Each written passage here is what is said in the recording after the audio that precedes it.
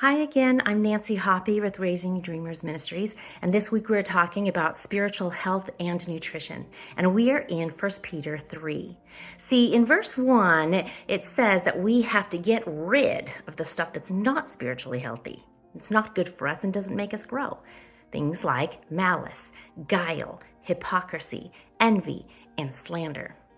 But how should we approach this Word of God? We approach it like a newborn babe. And how those little babies crave for their mom's milk, that is the same way. That's the verb used. Crave it, long for it, yearn for the good milk of the Word of God so that we can grow. We don't always want to stay babies. We want to grow spiritually, right? And we can do this, and we know about that because of verse 3. Now that we have tasted that the Lord is good.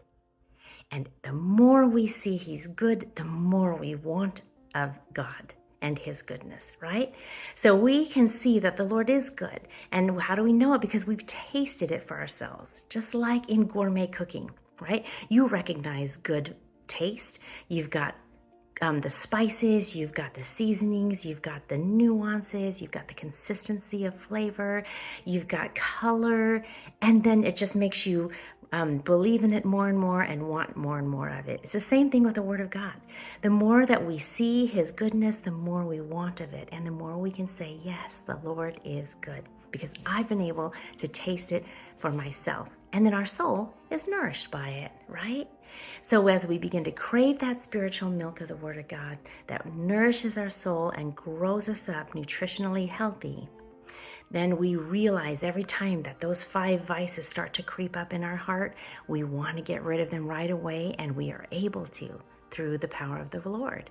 So malice, the intent to harm, is replaced by kindness and love.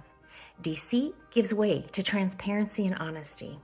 Hypocrisy is replaced with authenticity and living out our genuine faith. And envy is exchanged for contentment and gratitude, and slander is silenced by words instead that uplift, encourage, and reflect Christ's character. So let's take time right now to nourish our souls and feast on the words of God and the scriptures that are going to feed our hearts and our minds today, now that we have tasted that the Lord is good. Have a good day.